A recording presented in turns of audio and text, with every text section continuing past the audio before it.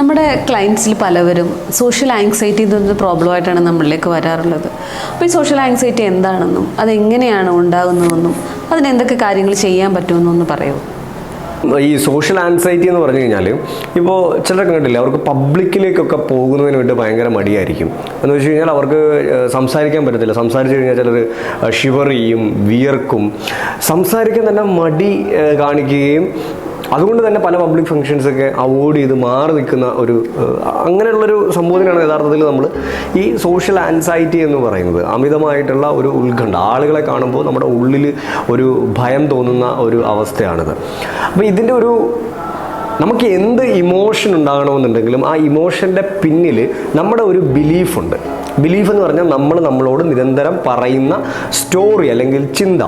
അപ്പോൾ ഈ സോഷ്യൽ ആൻസൈറ്റിയുടെ അത്തരത്തിലുള്ളൊരു ബിലീഫ് എന്താണെന്ന് ചോദിച്ചു കഴിഞ്ഞാൽ, I am not good enough, ഞാൻ പോരാ എന്ന ഒരു ഡീപ്പായിട്ടുള്ള ഒരു ബിലീഫ് ഉള്ളിൽ കിടക്കുന്നതാണ് പലപ്പോഴും ഈ ആൻസൈറ്റിക്കുള്ള കാരണം. അപ്പോൾ ആ ബിലീഫിന് പല കാരണങ്ങളും ഉണ്ടാകാം. ചിലപ്പോൾ അവരുടെ ചൈൽഡ്ഹുഡിലുണ്ടായ എക്സ്പീരിയൻസുകളോ കാര്യങ്ങളോ ഒക്കെ കൊണ്ടായിരിക്കാം ഈ ഒരു ബിലീഫ് നമ്മുടെ ഉള്ളിൽ വന്നത്. ഒന്നാമത്തെ അതാണ്. രണ്ടാമത്തത് what other people think about me എന്ന ഒരു ബിലീഫ്. ഇതെല്ലാം ഇപ്പോഴും എല്ലാവർക്കും ഉള്ളതാണ്. മറ്റുള്ളവർ എന്നെ പറ്റി എന്ത് വിചാരിക്കും, അവരെന്നെ പറ്റി എന്തെങ്കിലും പറയുന്നുണ്ടായിരിക്കുമോ, ചിന്തിക്കുന്നുണ്ടായിരിക്കുമോ എന്ന ഒരു ബിലീഫ് എല്ലായ്പ്പോഴും മറ്റുള്ളവരിലേക്കുള്ള ചിന്ത. ഈ രണ്ട് ബിലീഫുകളാണ് ആക്ച്വലി ഈ സോഷ്യൽ ആൻസൈറ്റിയുടെ റൂട്ട് കോസ് എന്ന് പറയുന്നത്. അപ്പോൾ ഇതിനെ എങ്ങനെ ഓവർകം ചെയ്യാം എന്ന് ചോദിച്ചു കഴിഞ്ഞാൽ നമ്മളോട് ചില ചോദ്യങ്ങൾ ചോദിക്കേണ്ടതായിട്ടുണ്ട്. കാരണം ഈ ബിലീഫിനെ, ഇതൊരു ലിമിറ്റിംഗ് ബിലീഫാണ്. ഈ ലിമിറ്റിംഗ് ബിലീഫാണ് ആക്ച്വലി ഈ ഒരു സോഷ്യൽ ആൻസൈറ്റിയുടെ കാരണമെന്ന് പറയുന്നത്. അപ്പം നമ്മളോട് ചോദിക്കേണ്ട ഒന്നാമത്തെ ചോദ്യം ഇതാണ്, what's the consequence of this belief? ഞാൻ ഇങ്ങനെ വിശ്വസിച്ചതുകൊണ്ട് എന്താണ് എനിക്കുണ്ടാകുന്ന പ്രയോജനം? എന്നെ മെൻ്റലി, ഫിസിക്കലി ഇത് ഹെൽപ്പ് ചെയ്യുന്നുണ്ടോ? ശരിക്കും ഞാൻ ഇതിനകത്ത് വിശ്വസിക്കുന്നതിലൂടെ ഞാൻ എഗെയിൻ എന്നോട് പറയുകയാണ്, I am not good enough, what other people think about me എന്ന് ഞാൻ എന്നോട് ചോദിക്കുമ്പോൾ എന്താണ് അതിൻ്റെ കോൺസിക്വൻസസ് സ്വാഭാവികമായിട്ടുണ്ടാകുന്നത്? ഞാൻ കുറേ കൂടെ ഡൗൺ ആകും, ഞാൻ കുറേ കൂടെ ലോ ആകും, ഞാൻ ആളുകളോട് സഹകരിക്കാതാകും, ഇല്ലേ? ഇതെൻ്റെ ഹെൽത്തിൽ, എൻ്റെ റിലേഷൻഷിപ്പിൽ, എൻ്റെ കരിയറിൽ, എൻ്റെ മണിയിൽ എന്ത് ഇമ്പാക്റ്റാണ് ഇത് ഉണ്ടാക്കാൻ പോകുന്നത്? തീർച്ചയായിട്ടും എൻ്റെ കരിയറിൽ എനിക്ക് അതുകൊണ്ട് ഗ്രോത്ത് ഉണ്ടാകത്തില്ല. എനിക്ക് നല്ല കണക്ഷനുകൾ എനിക്ക് ബിൽഡ് ചെയ്യുന്നതിന് വേണ്ടി സാധിക്കത്തില്ല. സ്വാഭാവികമായിട്ടും നമ്മളുടെ നെറ്റ്വർക്കിങ്ങും കാര്യങ്ങളും മോശമാകുമ്പോൾ അത് നമ്മുടെ മണിയിൽ റിഫ്ലക്റ്റ് ചെയ്യും. അതുപോലെ തന്നെ ഒരു സോഷ്യൽ ബീയിങ് എന്നുള്ള നിലയിൽ നമ്മുടെ ഹെൽത്തിനും ഈ ഒരു ബിലീഫ് ഇമ്പാക്റ്റ് ഉണ്ടാക്കും. അപ്പം നമ്മൾ ഇതിൻ്റെ ആ ഒരു ഇമ്പാക്റ്റ് അല്ലെങ്കിൽ നെഗറ്റീവായിട്ടുള്ള കോൺസിക്വൻസസ് ഓരോ ഏരിയയിലും എന്താണെന്നുള്ളത് തിരിച്ചറിവ് നമുക്ക് ഉണ്ടാകുക.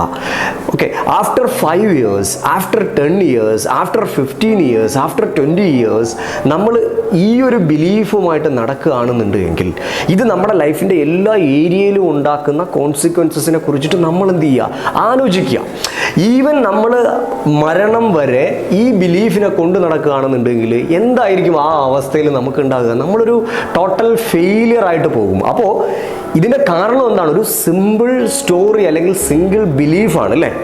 നമ്മൾ വിശ്വസിക്കുന്ന ആ ഒരു സ്റ്റോറി കാരണമാണ് ഇത്രയധികം പ്രശ്നങ്ങൾ നമ്മുടെ ലൈഫിൽ ഉണ്ടാകുന്നു എന്നുള്ളൊരു തിരിച്ചറിവ് നമുക്ക് ഉണ്ടായി കഴിഞ്ഞു കഴിഞ്ഞാൽ നമ്മളോട് ചോദിക്കേണ്ട രണ്ടാമത്തെ ചോദ്യം ഇതാണ്, is it worth believing like this? ഇത് എനിക്ക് യൂസ്ഫുൾ ആണോ? ഇത് എന്നെ ഹെൽപ്പ് ചെയ്യുന്നുണ്ടോ? ഇതും കൊണ്ട് ഞാൻ നടന്നിട്ട് എനിക്ക് എന്തെങ്കിലും തരത്തിലുള്ള പ്രയോജനമുണ്ടോ എന്നുള്ള രണ്ടാമത്തെ ചോദ്യം നമ്മളോട് ചോദിക്കണം. അവിടെ നമുക്കൊരു തിരിച്ചറിവുണ്ടാവും, ഇല്ല, ഇതുകൊണ്ട് എനിക്ക് ഉപയോഗമില്ല, ഇതെൻ്റെ ലൈഫിനെ നശിപ്പിക്കത്തേ ഉള്ളൂ. അവിടെ നിന്ന് നമ്മൾ എന്ത് ചെയ്യുന്നു? നമ്മുടെ ഈ ബിലീഫിനെ ഷിഫ്റ്റ് ചെയ്യുന്നതിന് വേണ്ടിയിട്ട് തീരുമാനിക്കണം. അവിടെ എങ്ങനെ ഷിഫ്റ്റ് ചെയ്യുന്നത്? I am not good enough എന്നുള്ളത്, ഞാൻ പോരാ എന്നുള്ളത്, ഐ ആം ഇനഫ് എന്നുള്ളത് നമ്മളെ പറഞ്ഞ് പഠിപ്പിക്കണം. യെസ്, കാരണം റിപ്പീറ്റഡ് സ്റ്റോറിയാണ് യഥാർത്ഥത്തിൽ നമ്മുടെ ബിലീഫായിട്ട് ട്രാൻസ്ഫോം ചെയ്യുന്നത്. എന്താണ്? നമ്മൾ റിപ്പീറ്റഡ് ആയിട്ട് നമ്മളോട് പറയുന്ന കാര്യങ്ങളാണ് നമ്മളുടെ ബിലീഫായിട്ട് മാറുന്നത്. അതിനെയാണ് ശരിക്കും പറഞ്ഞാൽ നമ്മുടെ മൈൻഡിനെ കണ്ടീഷൻ ചെയ്യുക എന്ന് പറയുന്നത്. അപ്പോൾ I am enough, nothing is missing in my life. മറ്റ് മനുഷ്യർ എന്നെപ്പറ്റി എന്ത് ചിന്തിച്ചാലും എന്ത് വിചാരിച്ചാലും എനിക്ക് പ്രശ്നമില്ല എന്നുള്ളത് തുടരെ നമ്മുടെ മൈൻഡിനെ നമ്മൾ എന്ത് ചെയ്യണം? പറഞ്ഞ് ഒരു പുതിയ ബിലീഫാക്കി മാറ്റണം. പുതിയ ബിലീഫാക്കി മാറ്റുക മാത്രമല്ല, നമ്മളൊന്ന് ആലോചിച്ച് നോക്കിയേ, ഐ ആം ഇനഫ് മറ്റുള്ളവർ എന്ത് ചിന്തിച്ചാലും പറഞ്ഞാലും എനിക്കത് പ്രശ്നമില്ല എന്ന ഒരു ബിലീഫ് നമ്മളിലേക്ക് വരികയാണെങ്കിൽ വാട്ട്സ് എ കോൺസിക്വൻസ്? അത് എൻ്റെ ഹെൽത്തിലും റിലേഷൻഷിപ്പിലും കരിയറിലും മണിയിലും ഒക്കെ എന്ത് ബ്യൂട്ടിഫുള്ളാണ്. കാരണം മറ്റുള്ളവർ എന്ത് ചെയ്യാച്ചാൽ എനിക്ക് പ്രശ്നമില്ല. നമ്മൾ കരിയറിൽ വേണ്ട കാര്യങ്ങൾ ചെയ്യുന്നു, മറ്റുള്ളവരോട് സംസാരിക്കുന്നു, പുതിയ ബന്ധങ്ങൾ നമുക്ക് സൃഷ്ടിക്കാൻ സാധിക്കുന്നു, അതനുസരിച്ച് നമുക്ക് ഫിനാൻഷ്യലി ഗ്രോത്ത് ഉണ്ടാവുന്നു, നമ്മുടെ കരിയറിൽ ഗ്രോത്ത് ഉണ്ടാവുന്നു, നമ്മുടെ ഹെൽത്ത് ഇമ്പ്രൂവ് ആവുന്നു, അല്ലേ? സോ ഒരു 5 years 10 years 20 years അല്ലെങ്കിൽ ലൈഫ് ടൈം നമ്മൾ ഇങ്ങനെ ഐ ആം ഇനഫ് എന്ന ഒരു ബിലീഫോട് കൂടി പോവുകയാണെന്നുണ്ടെങ്കിൽ അതെൻ്റെ ലൈഫിൽ ഉണ്ടാക്കുന്ന ട്രാൻസ്ഫോർമേഷൻ എന്താണെന്നുള്ളത് നമ്മൾ എന്ത് ചെയ്യുക, ചിന്തിക്കുക. സോ ഒരു സിംഗിൾ ബിലീഫ് നമ്മൾ ഷിഫ്റ്റ് ചെയ്യുന്നതിലൂടെ ഇത്തരത്തിലുള്ള ആൻസൈറ്റി പ്രോബ്ലത്തിന് നമുക്ക് എന്ത് ചെയ്യാൻ പറ്റും, ഓവർകം ചെയ്യുന്നതിന് വേണ്ടിയിട്ട് സാധിക്കും. പക്ഷേ അതിനൊരു നിരന്തരമായ ഒരു പരിശീലനം ആവശ്യമാണ്. എന്തുകൊണ്ട് നമ്മൾ ഈ ഒരു സ്റ്റേജിൽ തന്നെ കണ്ടിന്യൂ ചെയ്യുന്നു എന്ന് ചോദിച്ചു കഴിഞ്ഞാൽ again and again we are telling the same story to our mind. നമ്മുടെ മനസ്സിനോട് നമ്മൾ വീണ്ടും വീണ്ടും പറഞ്ഞുകൊണ്ടിരിക്കുന്നത് എന്ത് തന്നെയാണ്, I am not good enough എന്നുള്ളതാണ്. അപ്പോൾ ഇതിനെ ഷിഫ്റ്റ് ചെയ്യാനുള്ള, അതിനെ ശരിക്കും പറഞ്ഞു കഴിഞ്ഞാൽ നമ്മൾ ബിലീഫ് ട്രാൻസ്ഫർ എന്നാണ് പറയുക. അങ്ങനെ ബിലീഫ് ട്രാൻസ്ഫർ ചെയ്യാനായിട്ട് നമുക്ക് സാധിച്ചു കഴിഞ്ഞു കഴിഞ്ഞാൽ ഈ സോഷ്യൽ ആൻസൈറ്റിയെ വളരെ നിസ്സാരമായിട്ട് നമുക്ക് എന്ത് ചെയ്യാൻ പറ്റുന്നേ ഉള്ളൂ, മാറ്റാൻ പറ്റുന്നേ ഉള്ളൂ. Thank you so much. Thank you.